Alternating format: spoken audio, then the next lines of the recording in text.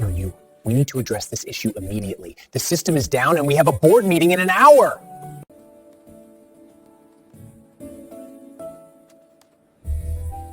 Great. Have you ever lost something so important that your whole world started falling apart? Before we dive into this incredible true story, please hit that like button, share this with someone who needs hope today, and subscribe to Lifted Stories. We want to hear from you too. Drop a comment and tell us where you're watching from. We love hearing from our amazing viewers around the world. Now, let me tell you about a night that changed everything. David pressed his forehead against the steering wheel. His hands were shaking. The laptop screen in front of him showed words that made his stomach twist into knots. File corrupted. Cannot recover. 3 years of work. Gone. Just like that. He sat in his car outside a closed electronics store at 2:30 in the morning.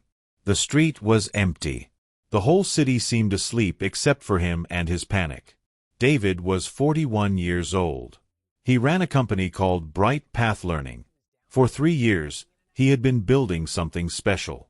Something that could help children who learned differently. Children with dyslexia. Children who were told they were slow or broken or not smart enough. David knew they were not broken. They just needed different doors to walk through. Different ways to learn. Tomorrow morning at 9 o'clock, he had the biggest meeting of his life. The board of directors would decide if his program would go to schools across the whole country. Thousands of children were waiting. Thousands of families were hoping. And his presentation was destroyed. He had tried everything. He called the technology support line. They said nothing could be done. He drove to 3 computer repair shops. All closed. He even tried to rebuild the file from memory, but there were charts and research numbers and student stories that took years to collect. His phone buzzed. A text from his partner at the company. Ready for tomorrow? This is our moment. David felt sick. He started driving. He did not know where to go. He just drove through the dark streets, past closed shops and empty parking lots. The city looked different at night. Lonely. Cold. Then he saw it. A small light in the distance. As he got closer, he saw a tiny coffee shop. The sign above the door said, Grace's Place, in soft yellow letters. One window glowed warm against the darkness. The open sign flickered like a small candle of hope. David pulled into the parking lot. His car was the only one there. Through the window, he could see someone moving inside. He grabbed his laptop and walked to the door. A bell chimed softly as he pushed it open. The woman behind the counter looked up.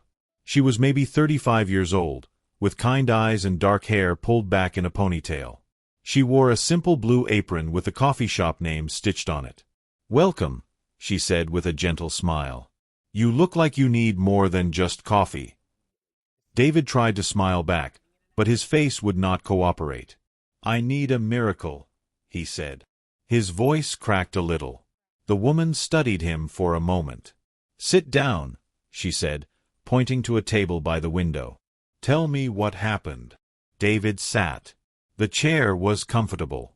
The shop smelled like fresh bread and cinnamon. Soft music played from somewhere. For the first time in hours, he took a deep breath. I'm Grace, the woman said, setting a cup of hot coffee in front of him. She sat down across from him without asking. And you look like a man carrying the weight of the world. So David told her everything. About Bright Path Learning. About the children with dyslexia who struggled in regular classrooms. About teachers who did not understand. About parents who cried in his office because their smart, creative, wonderful kids were being left behind. He told her about the presentation. 3 years of research. Stories from real families. Brain science that proved these children were not less intelligent. They were differently intelligent. He told her about the board meeting in 6 hours. About the corrupted file. About the impossible task of rebuilding it all before sunrise. Grace listened. She did not interrupt. She did not check her phone or look away. She just listened like his words were the most important thing in the world. When he finished, she was quiet for a long moment. Can I see your laptop? She finally asked. David pushed it across the table. The repair people already said there's nothing they can do. I just needed to tell someone. I needed to say it out loud before I have to call my partner and tell him we failed. Grace opened the laptop. Her fingers moved across the keyboard. She clicked through screens. Her face was calm and focused. What kind of things were in your presentation? She asked without looking up. Research about how dyslexic brains work differently. Statistics about reading struggles. Stories from kids in our pilot program. Visual diagrams showing our teaching methods. Charts about improvement rates. Grace nodded slowly. She kept working. 5 minutes passed. Then 10. David watched her. Something about the way she moved seemed familiar with the technology. Like she had done this kind of work before. I can't recover the file, Grace said finally. David's heart sank even lower. He had known it was impossible, but a tiny part of him had hoped. But, Grace continued, looking up at him with those kind eyes, I can help you create something better.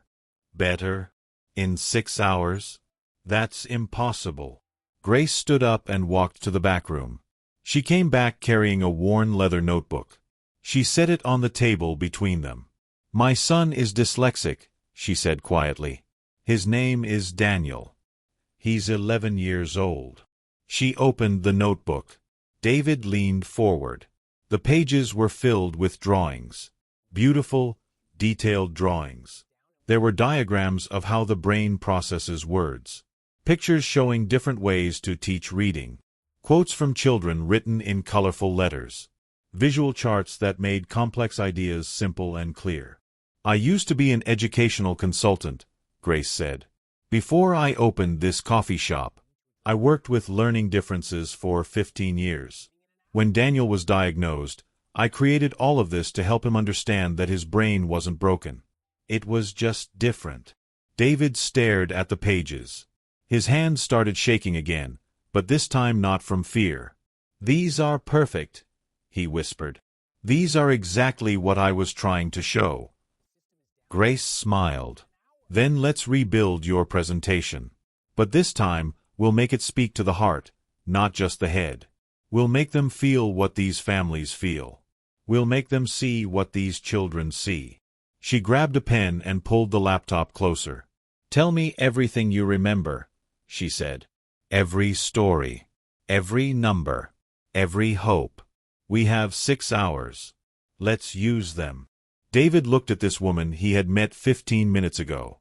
This stranger who was offering to spend her whole night helping him. This coffee shop owner who understood his mission better than people he had worked with for years. Outside, the city was still dark. But inside Grace's place, something was beginning to glow brighter than any streetlight. Why are you doing this? David asked. Grace looked at him. Her eyes were steady and sure. Because 3 years ago, a teacher stayed after school for 2 hours every day to help Daniel learn to read. She didn't have to.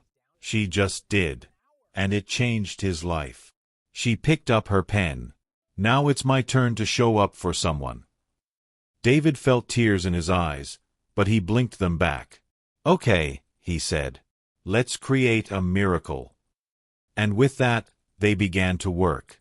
Grace flipped to a clean page in her notebook. She drew a simple door at the top of the page. Every child, she said as she sketched, needs the right door to learning. Not the same door. The right door. David watched her hand move across the paper. She drew 3 different doors. One had pictures on it. One had sounds coming from it. One had hands reaching out to touch and feel. Most schools only offer one door, Grace continued. They teach reading one way. They expect all children to walk through the same entrance. But dyslexic children need different doors. That's exactly what I've been trying to say, David said. His voice got excited. But I said it with boring charts and long paragraphs. This makes people see it. Grace smiled. Words are important. But pictures speak to something deeper. They speak to the part of us that feels before we think. She pulled out colored pencils from a drawer behind the counter. Start from the beginning. Tell me about the first child who joined your program. David leaned back in his chair. His mind went back 3 years. Her name was Maya, he said softly. She was 8 years old. Her teacher told her parents she might never read at grade level. Maya stopped talking in class. She stopped raising her hand. She thought she was stupid. Grace's pencil moved across the page as David spoke. She drew a little girl sitting at a desk, her head down, surrounded by books that looked like mountains. After 3 months in our program, Maya was reading, David continued. Not at grade level yet, but reading. Real books. And more than that, she was smiling again. She told her mom, "I'm not broken. My brain just works different." Grace looked up. Her eyes were shiny with tears. "Daniel said almost the same thing," she whispered. "Last month. After 2 years of struggle and tears and thinking something was wrong with him. He looked at me and said, 'Mom, I'm not dumb. I just learn different.'" For a moment, they just sat there. 2 people who understood. 2 people who had seen children suffer and then bloom. "Tell me about Daniel," David said gently. Grace set down her pencil. She took a sip of her coffee. "He's the reason I left my consulting job and opened this coffee shop," she began. "When Daniel was 6, school became a war zone. Every morning was a battle to get him out the door. Every night was tears over homework that should have taken 20 minutes but took 3 hours." She ran her finger along the edge of her notebook. The other kids started to notice. They called him slow. They left him out of games. One day, he came home and asked me if God made a mistake when he made his brain. David felt his chest tighten. I knew about learning differences. I had helped hundreds of families. But when it was my own son, I fell apart. I quit my job because I needed time to figure out how to help him. Really help him. Not just with reading, but with believing in himself again. She opened her notebook to a page near the middle. There was a drawing of a brain with different colored pathways lighting up inside it. I spent months researching. I talked to brain scientists and teachers and other parents. And I learned that dyslexic brains are not less than other brains. They're actually wired for different kinds of thinking. Pattern recognition, spatial reasoning, creative problem-solving, big-picture thinking. Grace's voice got stronger as she spoke. "Daniel struggles with reading. But he can look at a broken bicycle and know exactly how to fix it. He can solve puzzles that confuse me. He can tell stories that make his whole class laugh. His brain isn't broken. It's beautiful. It's just different from what schools are designed for." David nodded. He pulled the laptop closer and started typing. "That needs to be on the first slide," he said. "Not helping struggling readers, but celebrating different kinds of brilliant." For the next 2 hours, they worked side by side. Grace would draw. David would write. They would discuss each idea, each story, each piece of research. Grace drew a picture of a child's face. Half the face showed confusion and sadness. The other half showed understanding and joy. Underneath, David typed, "Same child, different approach, changed life." They created a page showing how traditional reading instruction works. Then another page showing how bright path learning works. The difference was clear even without words. Grace told David about the day Daniel finally read his first full book. How he ran into her room at midnight, his face glowing with pride. "I did it, Mom. I read the whole thing by myself." David told Grace about a parent who sent him a video of her son reading a bedtime story to his little sister. The boy had been in the program for 6 months. In the video, he stumbled over some words, but he kept going. And at the end, his little sister clapped and said, "You're the best reader in the world." "That needs to be in there," Grace said firmly. "Not just the data. The joy. The pride.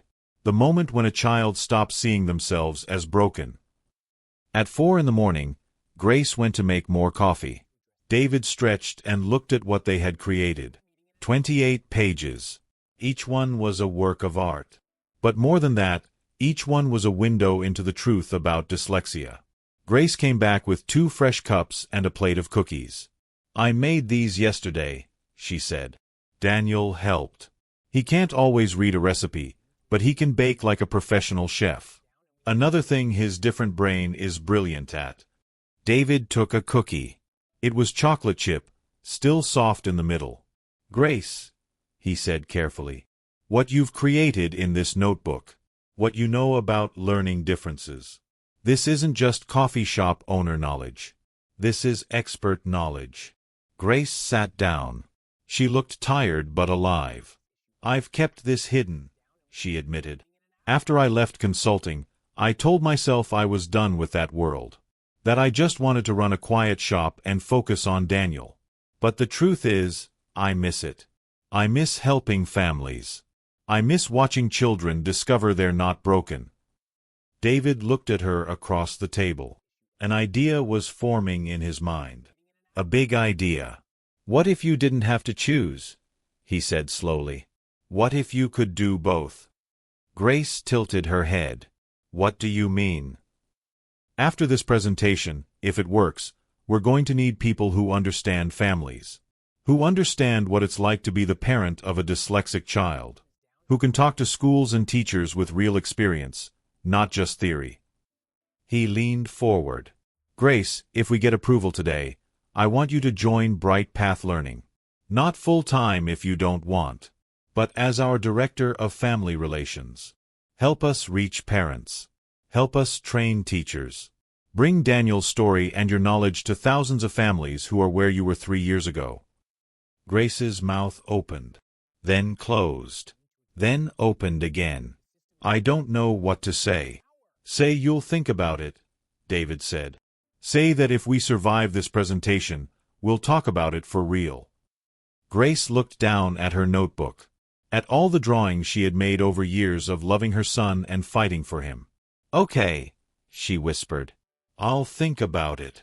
Outside, the sky was starting to change. Not sunrise yet, but the darkness was getting softer. That quiet time before the world wakes up. David looked at the clock. 5:30. "We need to practice," he said. "Walk me through each page. Tell me what to say, what to feel, how to make them understand." Grace stood up. She came around to David's side of the table. Side by side, they went through the presentation one more time. And as they worked, something magic happened. The presentation stopped being David's alone. It became theirs. It became every parent who ever fought for their child. Every teacher who stayed late. Every kid who refused to give up. At 6:45, they finished. Grace closed her notebook. David saved the file on 3 different devices. "You need to go home and change," Grace said. "Shower. Put on your meeting clothes. You have a presentation to give." David stood up. His whole body ached from sitting hunched over for hours. But his heart felt light for the first time all night. "Grace, I don't know how to thank you." She walked him to the door. The sun was peeking over the buildings now. The city was waking up. "Go change the world," she said simply. "That's all the thanks I need. Go show them what Daniel and Maya and all those kids are really capable of." David walked to his car. Before he got in, he turned back. Grace was standing in the doorway of her coffee shop, the morning light behind her. "I'll call you," he shouted. "After the meeting. I'll tell you everything." Grace waved. David drove home in the sunrise. He had 2 hours before the biggest meeting of his life. And thanks to a coffee shop owner with a worn notebook and a beautiful heart, he had something better than his old presentation. He had truth wrapped in hope, delivered with love. David stood outside the boardroom at 8:55. His hands were steady now. His heart was calm. He thought about Grace and Daniel, about Maya, about all the children waiting for someone to believe in them. He opened the door. 12 people sat around a long table. Serious faces. Expensive suits. Folders full of papers. These were the people who would decide if Bright Path Learning would reach thousands of schools or stay small and limited. "Good morning, David," said Mrs. Chen, the board chairwoman. We're eager to see what 3 years of work looks like. David connected his laptop to the big screen. He took a breath. Before I begin, he said, I need to tell you something. Last night, I lost my original presentation. Every slide, every chart, every carefully planned word. The board members looked at each other. Mr. Foster frowned. But, David continued, something better happened. I met someone who helped me see this program through different eyes. Through the eyes of a mother. Through the eyes of a child who lives with dyslexia every single day. He clicked to the first slide. It was Grace's drawing of the 3 doors. Every child needs the right door to learning, David said. Not the same door. The right door. For the next 40 minutes, David spoke from his heart. He showed them Grace's drawings. He told them Maya's story. He shared Daniel's words, my brain just works different. He showed them the brain diagram with colored pathways lighting up. He explained how dyslexic brains are wired for pattern recognition and creative problem-solving. How these children aren't broken or slow. They're different kinds of brilliant. When he showed the picture of the child's face, half sad and half joyful, Mrs. Chen leaned forward. That's powerful, she whispered. David told them about the parent who sent the video of her son reading to his little sister. About the midnight celebration when Daniel finished his first book. About teachers who stayed late and believed when others gave up. This isn't just about reading instruction, David said as he reached the final slide. This is about changing how the world sees these children. And more importantly, how these children see themselves. The last slide was simple. Grace had drawn it at 5 in the morning. It showed a child standing tall, arms spread wide, with the words, I'm not broken. I'm different. And different is beautiful. The room was silent. Then Mrs. Chen started clapping. Slowly at first. Then faster. One by one, all 12 board members joined her. That, Mrs. Chen said, was the most moving presentation I've seen in 30 years. Motion to approve nationwide expansion. All in favor. 12 hands went up. Every single one. David felt his knees go weak. He gripped the table to steady himself. Thank you, he managed to say. You're changing thousands of lives today. After the meeting, David sat in his car. His phone was in his hand.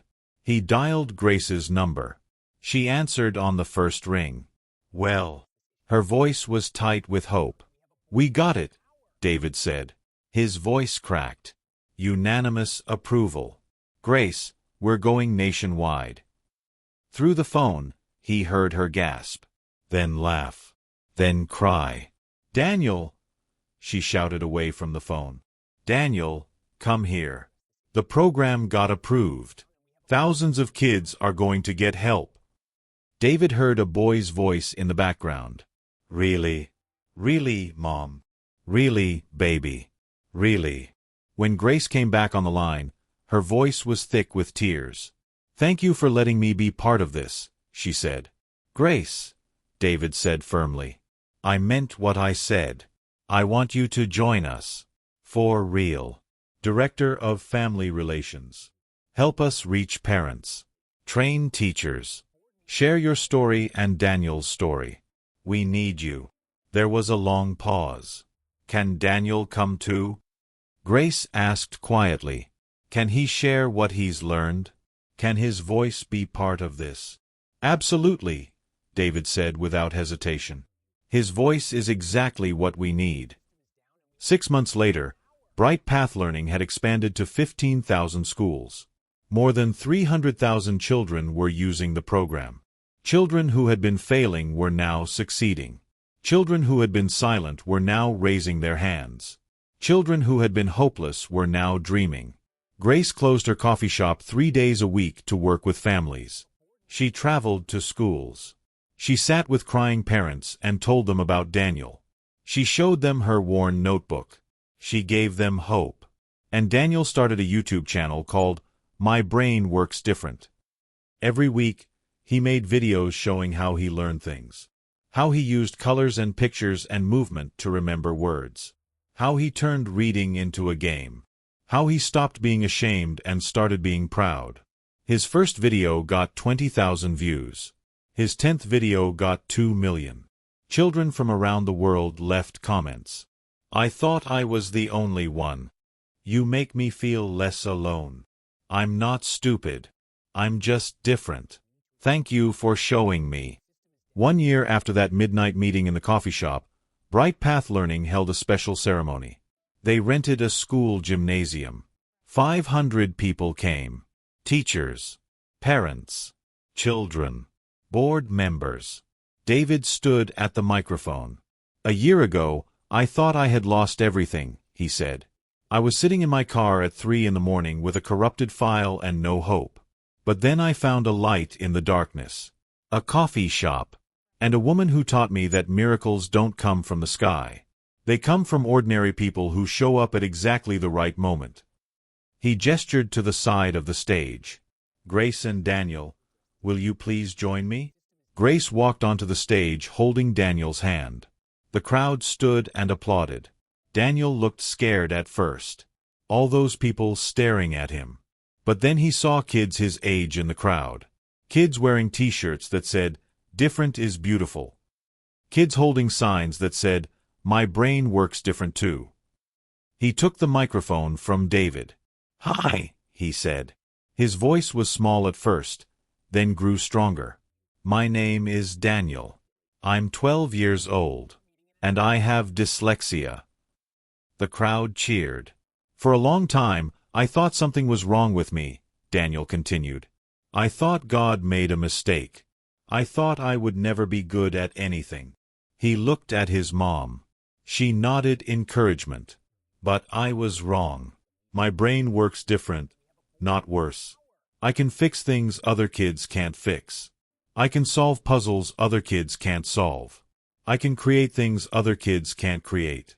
And now, I can read too. Not perfect, not fast, but I can read." His voice got louder. "If you're a kid like me, listen. You are not broken. You are not stupid. You are not a mistake. You are different. And different is the best thing you can be." The gymnasium erupted. Parents cried. Teachers cheered. Children jumped up and down. Grace put her arm around her son. She looked out at the crowd.